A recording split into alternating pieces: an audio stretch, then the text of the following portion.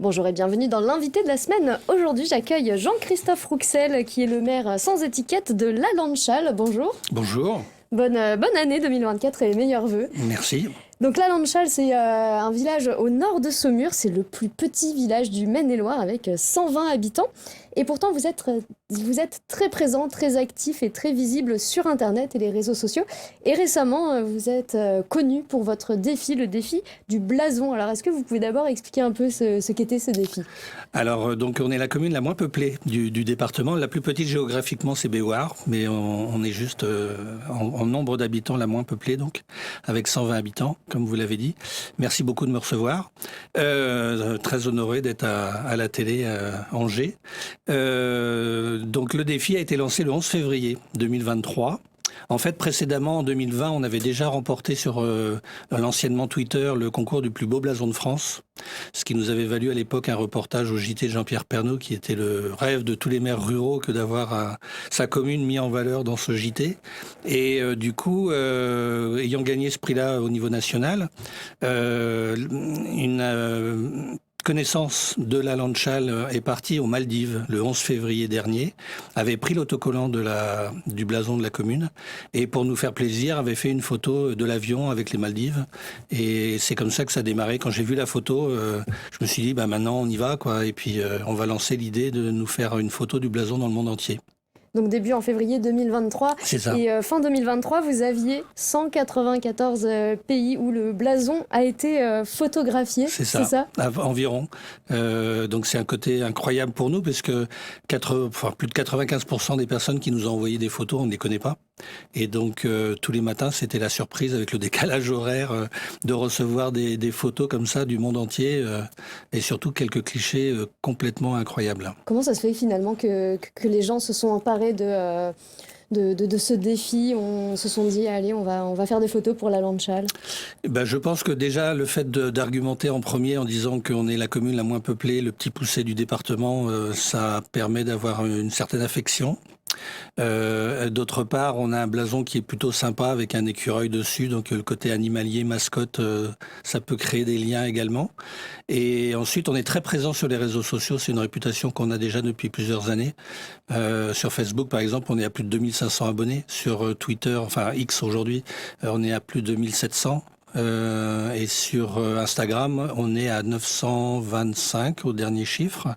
Et donc, du coup, on a un algorithme complètement inversé par rapport à la situation de nombreuses communes, puisque le rapport, il est à l'envers. On a 8 fois plus d'abonnés sur Instagram que d'habitants, par exemple. Donc, automatiquement, les amis de mes amis sont mes amis.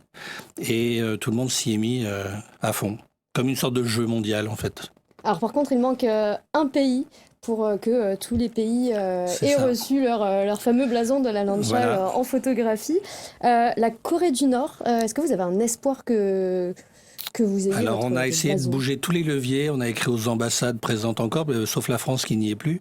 On a essayé d'avoir des contacts par-ci par-là, et c'est vraiment actuellement bien bloqué.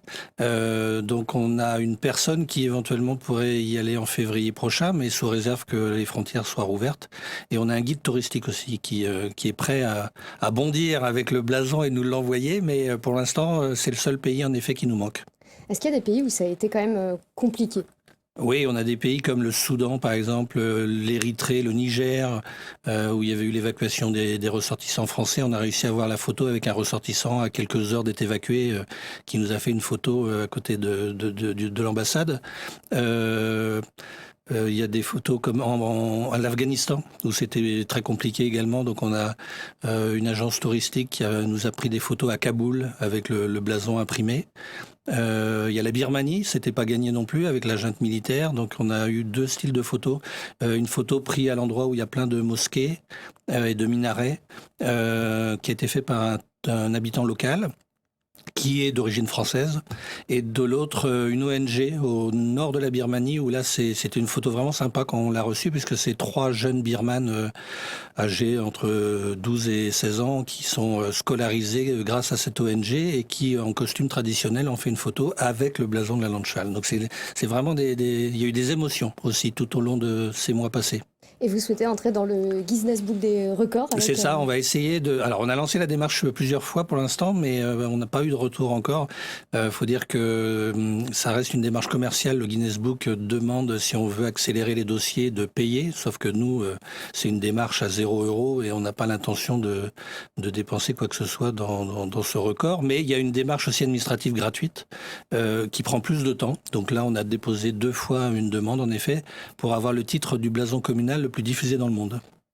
Est-ce qu'il y a des photos insolites que là vous avez en tête? Ah là, oui, j'en ai en tête, oui, parce qu'au jour d'aujourd'hui, on en a reçu 3180.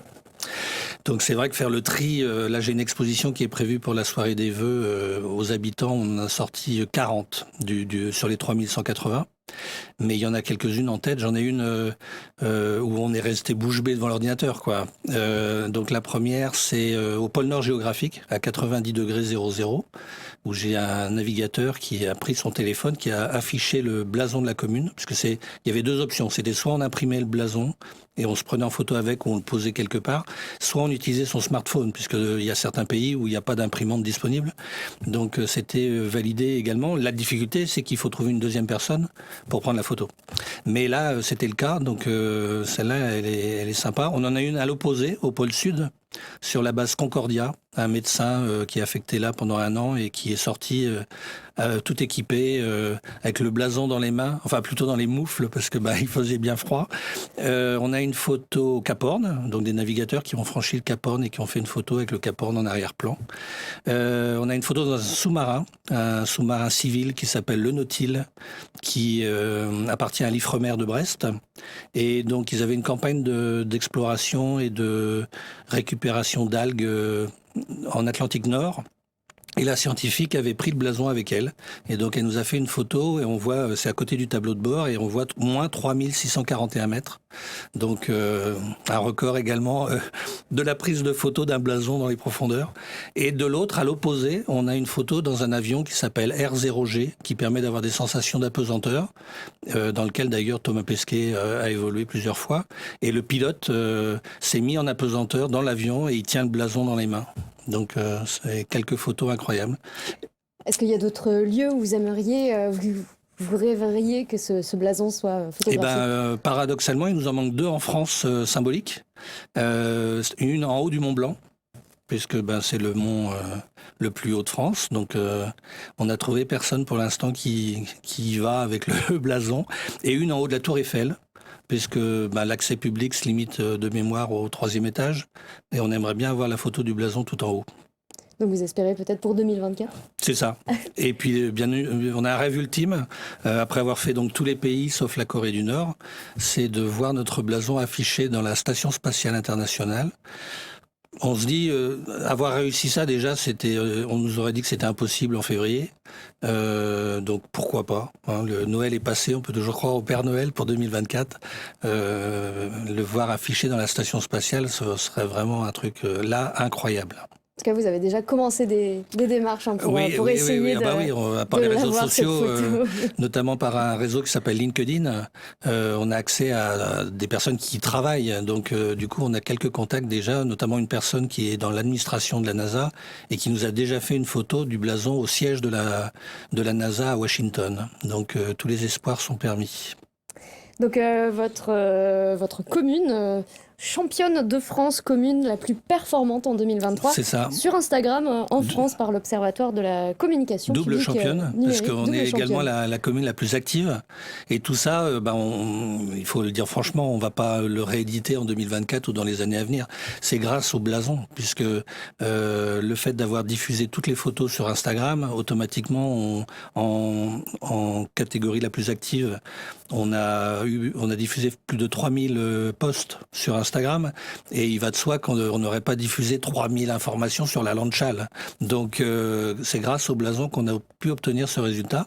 Et pour la catégorie la plus performante, on était touche-touche avec une commune qui s'appelle Luçon, où ils sont 9000 habitants et il y a 1500 abonnés de mémoire, quelque chose comme ça. Et donc déjà, au niveau de l'algorithme, on était gagnant puisque 900 abonnés pour 120 habitants. Mais après, rentre en compte dans cet algorithme les commentaires, les j'aime, les abonnements.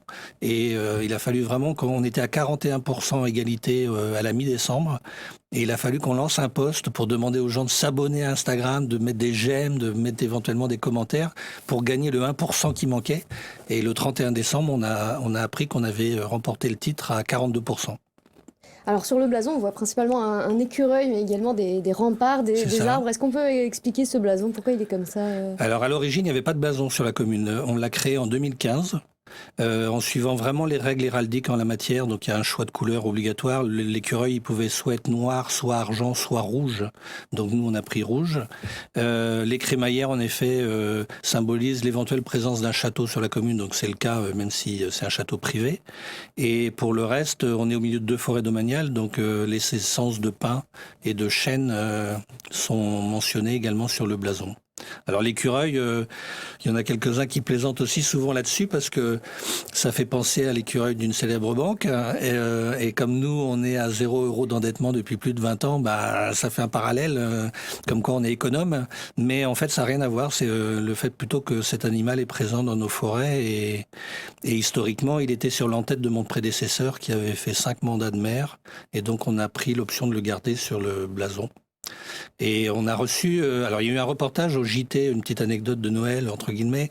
On a eu un passage au JT d'une chaîne télé nationale sur le blason.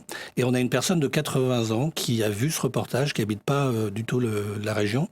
Et il se trouve que sa mère, oui c'est ça, était institutrice à la Landschall de 1937 à 1939. Et du coup, elle a pris sa plume et elle nous a écrit un témoignage comme quoi sa mère avait recueilli un écureuil et l'avait soigné, l'avait alimenté, etc. Et puis au bout de quelques mois, l'avait relâché et elle l'avait retrouvé quelques années après avec un autre écureuil. Et donc, du coup, elle nous faisait cette histoire en pensant que peut-être que l'écureuil qu'on a sur notre blason, c'est un descendant de cette histoire.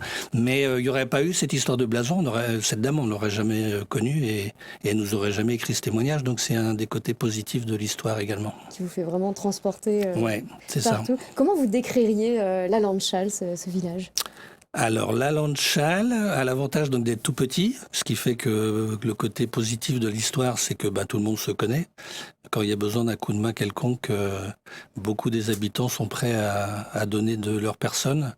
La devise, je me baserai sur la devise en fait. La commune n'avait pas de devise également jusqu'en 2019, et c'est les habitants qui ont voté cette devise. Il y avait une quinzaine de propositions, et ils ont choisi la devise nature et calme. Et donc, je pense que ça correspond bien à l'état d'esprit général et l'environnement où on est. Alors, comment les habitants ressentent cette nouvelle notoriété, finalement ?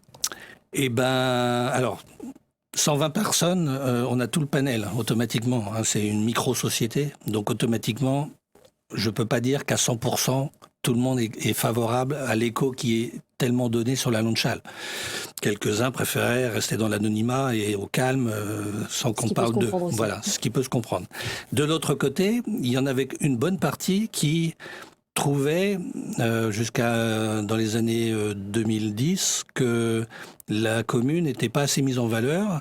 Et comme on était la commune la moins peuplée du département, c'était un peu la commune au fond des bois, en restant sur des termes corrects.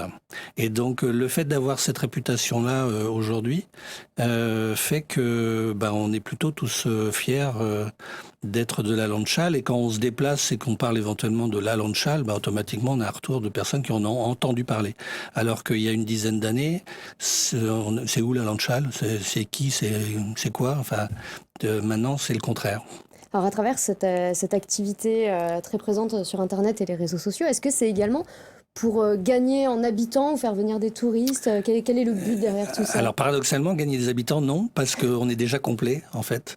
Vous ne pouvez plus accueillir d'autres habitants ? Je ne peux plus accueillir d'habitants. On n'a pas de maison à louer, pas de maison à vendre, pas de terrain constructible, donc automatiquement on est au taquet, à part avoir des naissances aujourd'hui, donc on est 120. Alors ce qui est amusant, c'est qu'on est 120, il y a 60 hommes et 60 femmes. On a la parité exacte également, le hasard des statistiques.